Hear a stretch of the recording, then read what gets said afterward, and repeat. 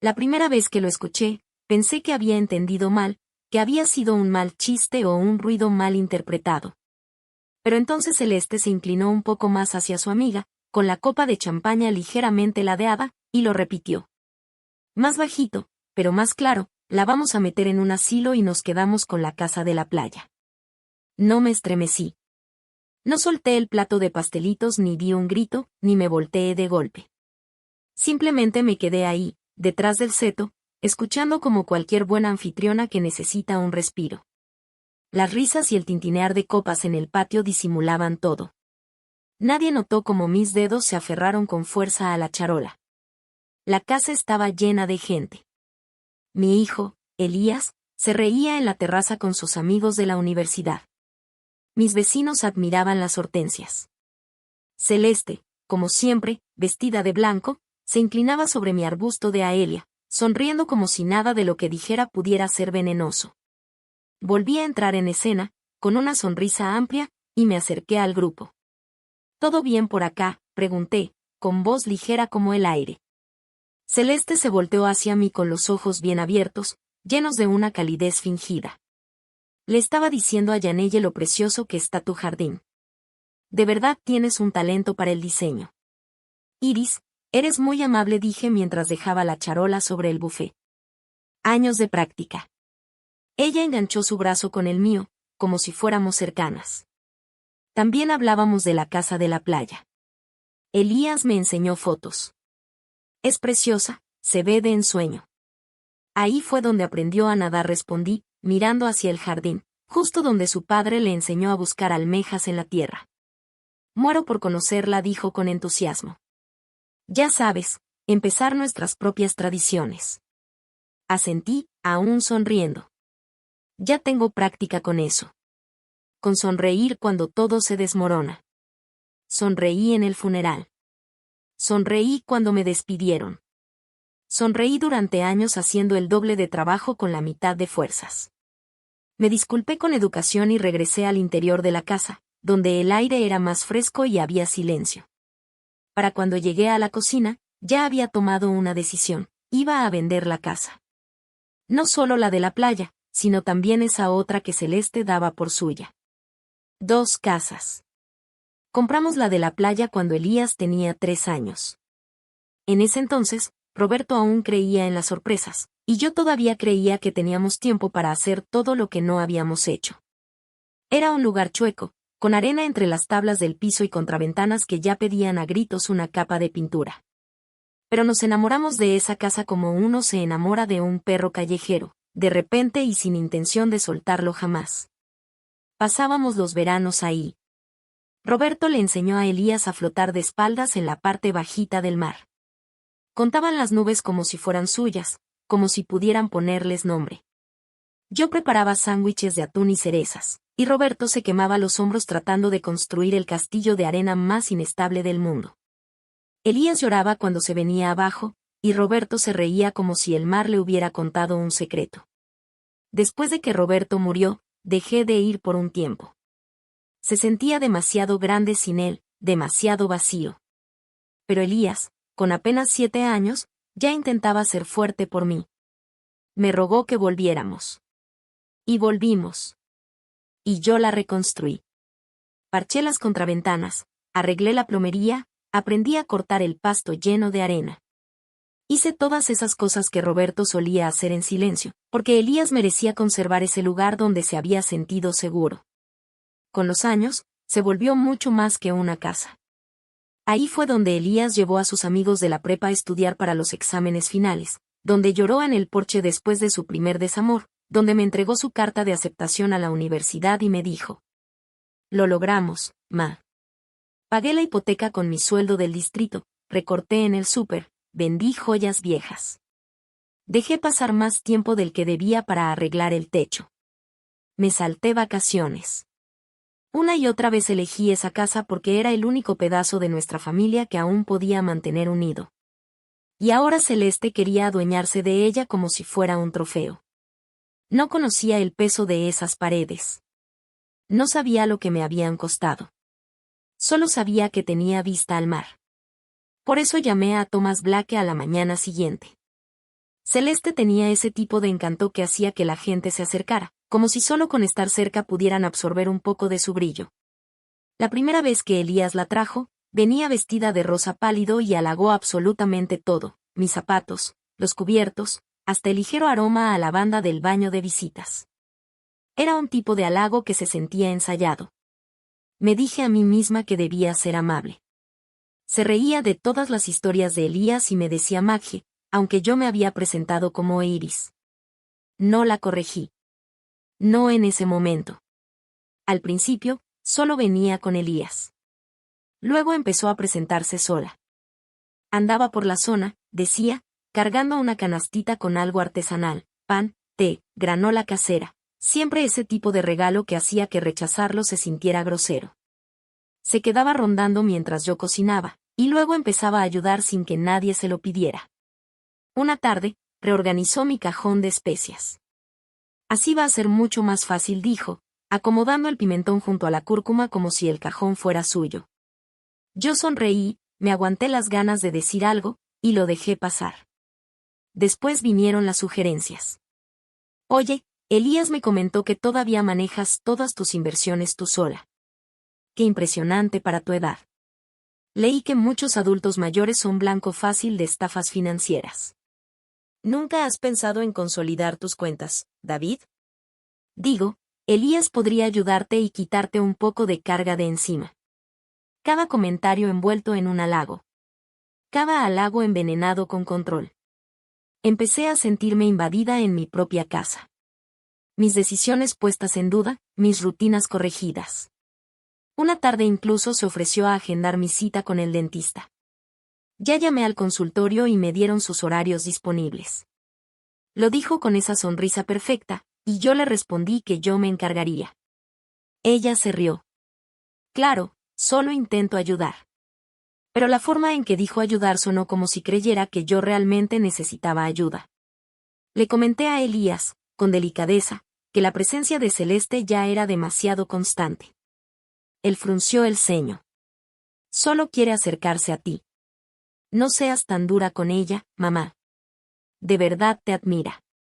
Me admiraba, sí, pero nunca me escuchaba. Fue más o menos en ese momento que entendí que, para ella, yo había dejado de ser su suegra. Me había convertido en un estorbo. Y los estorbos se quitan del camino. La casa de la avenida Linen nunca fue pensada como algo permanente. La compré 3 años antes como un proyecto para arreglar y vender cuando el mercado mejorara. Elías se mudó después de su última ruptura. Dijo que solo necesitaba unos meses para recuperarse. Nunca le cobré renta, solo le pedí que pagara los servicios. Después, Celeste se mudó sin hacer ruido. Primero su coche en la entrada, luego su ropa en el closet, y finalmente su nombre en el buzón. Espero que no te moleste, me dijo Elías una noche. Así es más fácil, y pues no hay contrato formal, ¿verdad? Parpadeé. Elías, no estás pagando nada. No existe ningún contrato. Bueno, ya pensábamos empezar a ayudar con los recibos pronto. Solo denos un poco más de tiempo. ¿Tiempo? Siempre pedían más tiempo, y daban cada vez menos a cambio. Pasaron los meses. Ni un solo cheque, ni traspaso de servicios, pero sí apareció un sillón nuevo en la sala, lámparas modernas en la cocina, y un par de bicicletas a juego encadenadas a la baranda del porche. Cuando por fin volví a sacar el tema, con suavidad, mientras tomábamos café, Elías se quedó mirando su taza y dijo: Celeste piensa que estás siendo un poco controladora con el dinero. Estuve a punto de reír. ¿Controladora? Es solo que, siempre lo usas para tener ventaja sobre mí. Como si todo lo que tengo viniera con condiciones. No me miró al decirlo. Parecía que estaba repitiendo un guión escrito por otra persona. Tienes 32 años, le dije. Vives sin pagar renta en una casa que yo compré, amueblada con cosas que no podrías pagar sin endeudarte. Los únicos hilos aquí son los que me atan a responsabilidades que tú te niegas a asumir. Se puso rígido. Íbamos a empezar el próximo mes. Llevas diciendo eso 4 meses. Solo necesitamos un poco más de tiempo. Asentí. Claro. Esa noche, caminé por mi propia casa contando todo lo que le había dado. No solo dinero, sino tiempo, paciencia, y la mejor parte de mí. A la mañana siguiente, le volví a escribir a Thomas. No íbamos a esperar. Pondríamos ambas propiedades en venta, en silencio. Precio fijo, solo efectivo. Sin demoras.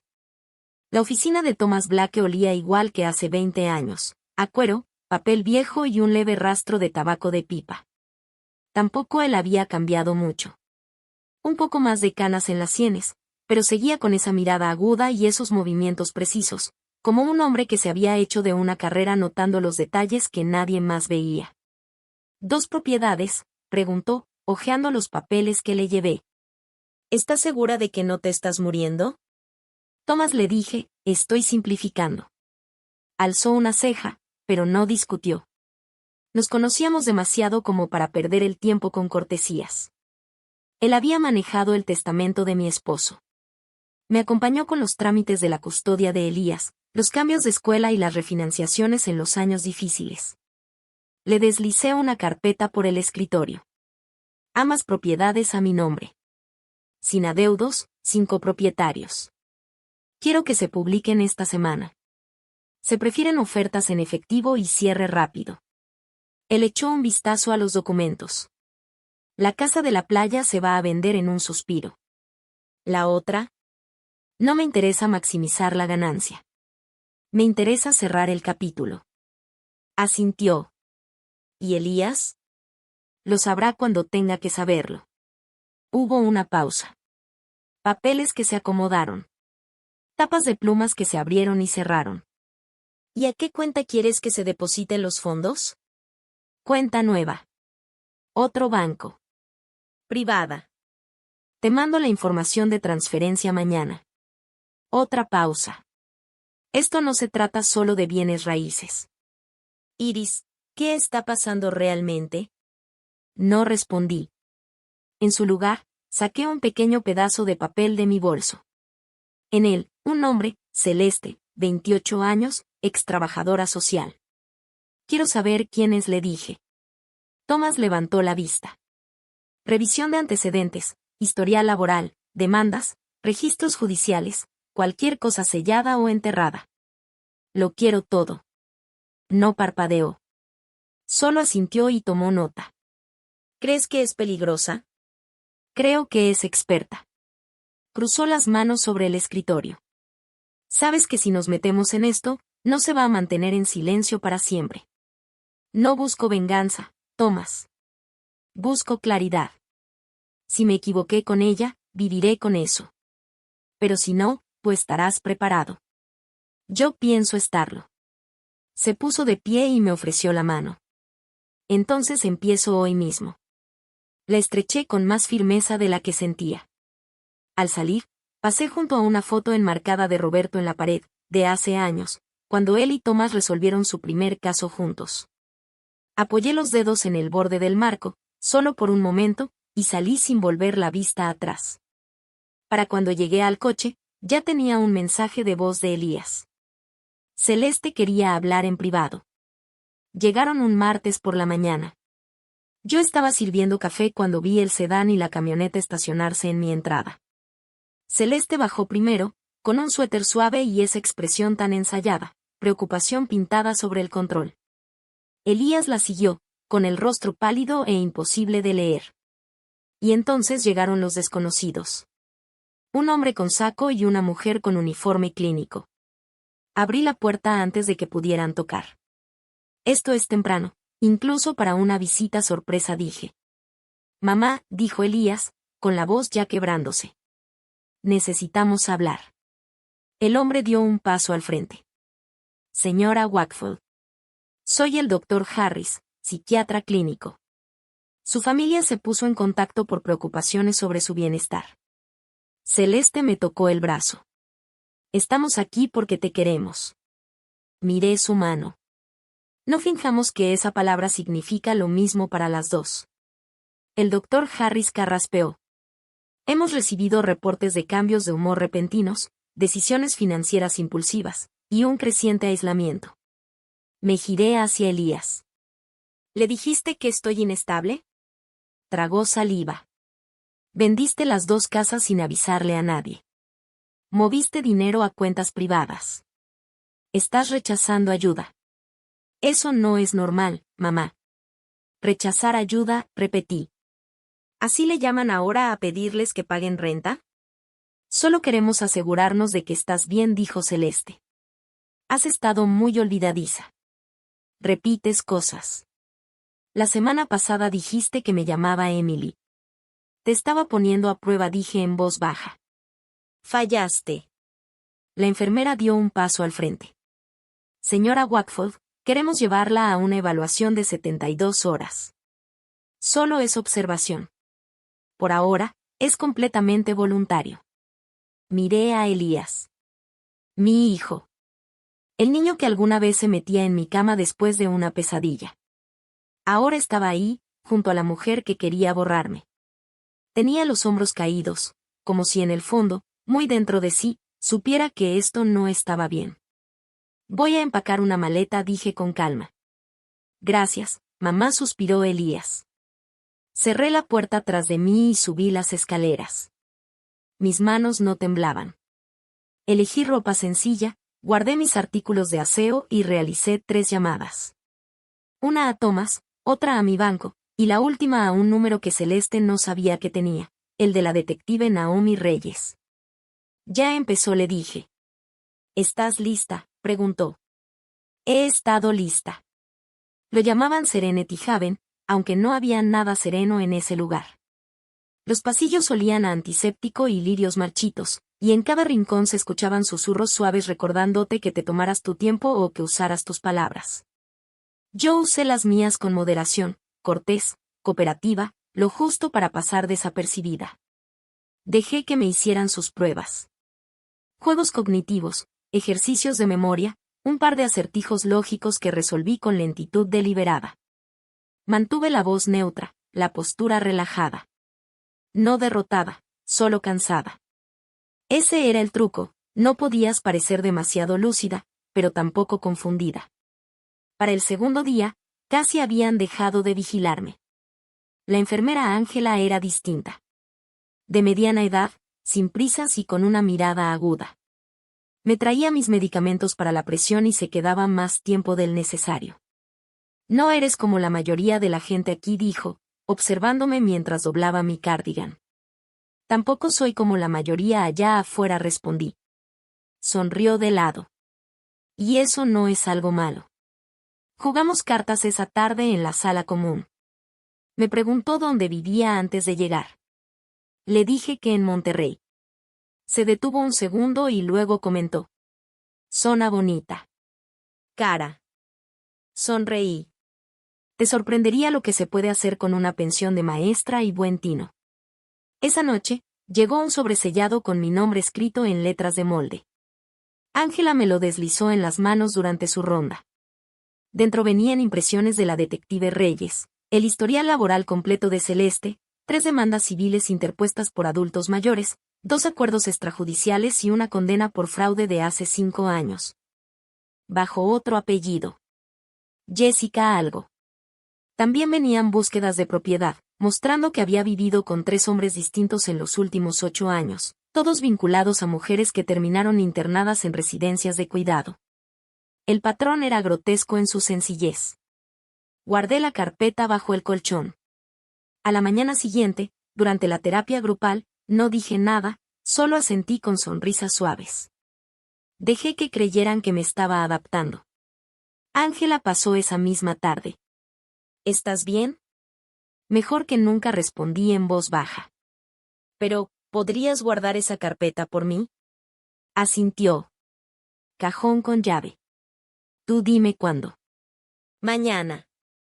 7 de la noche. Me miró un largo momento, luego sonrió. Tienes algo planeado, ¿verdad? Cena, le dije. A las 8. Llegaron justo a tiempo.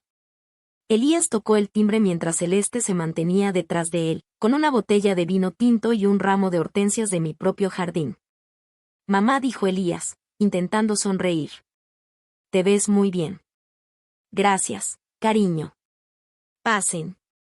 La mesa estaba puesta para 8 personas, aunque a ellos les había dicho que sería una cena sencilla.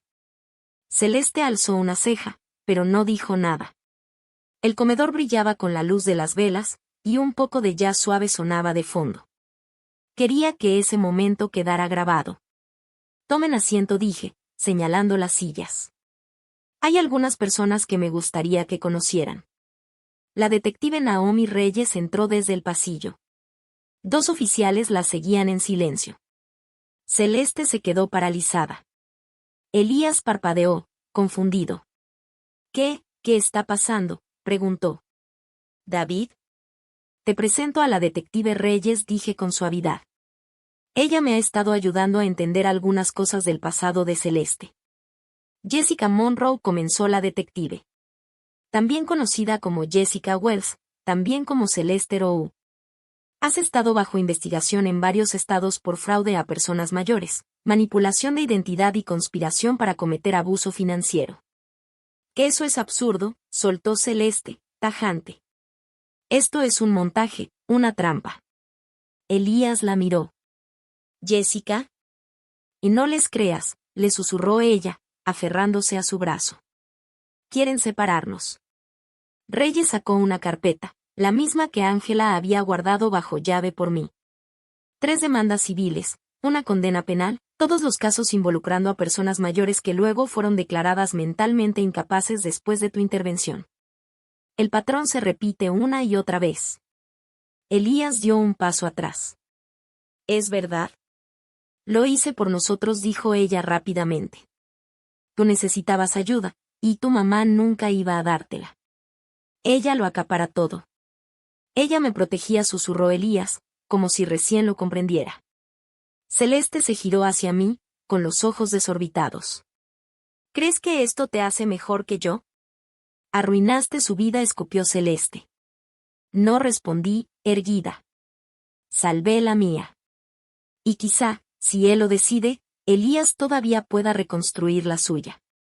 Los oficiales se acercaron. Le leyeron sus derechos mientras le ponían las esposas. Celeste no gritó. Solo me miró, como si no pudiera creer que había perdido. Elías se dejó caer en la silla más cercana, con la cabeza entre las manos. Serví 2 copas de vino, le pasé una y le dije. Ella nunca quiso la casa, Elías. Quería el poder que da tener algo que no era suyo. Él no dijo nada, pero tampoco se fue. 6 meses después, el sonido del mar seguía siendo el mismo. Mi nuevo departamento estaba más arriba por la costa, más pequeño, más sencillo, pero igual de cerca del agua. Los muebles eran de segunda mano. Los platos, todos diferentes. Pero el silencio dentro era solo mío. Sin voces susurrando planes. Sin pasos que no confiaba. Elías llamaba una vez por semana, a veces 2. Se había mudado a una renta modesta, con pintura descascarada y una llave que goteaba. Nunca se quejaba. Había empezado a pagar deudas que Celeste dejó atrás, algunas de las cuales ni siquiera conocía hasta que llegaron los cobradores. Estaba aprendiendo, poco a poco, a vivir sin ilusiones. Cenamos juntos el jueves pasado. Trajo un pay de una panadería que encontró cerca de su nuevo trabajo, uno de verdad esta vez, con seguro médico y depósito directo. Preparé té y nos sentamos en el patio sin decir mucho. Eso era nuevo entre nosotros, un silencio que no dolía. Celeste había aceptado un acuerdo. 5 años, tal vez menos por buena conducta. No volvería. No aquí. No con él. No vi la sentencia. No lo necesitaba. La justicia, cuando por fin llega, no requiere aplausos. Ayer recibí un mensaje a través de Thomas. Una joven, hijastra de un hombre que acababa de cederle el poder legal a su nueva esposa, quería hablar. Dijo que no estaba segura, pero algo no le cuadraba. Me quedé viendo el mensaje un buen rato. Luego respondí simplemente, ya pasé por eso. Hablamos después. Salí hacia la arena, dejé que la marea me mojara los tobillos y observé cómo cambiaba la luz sobre el agua. Nadie había sido realmente dueño de la casa en la playa. Ni Robert, ni Elías, ni Celeste. Ni siquiera yo. Pero parada ahí, con la brisa levantando el borde de mi suéter, por fin lo entendí, la playa no necesitaba ser poseída. Solo necesitaba ser recuperada.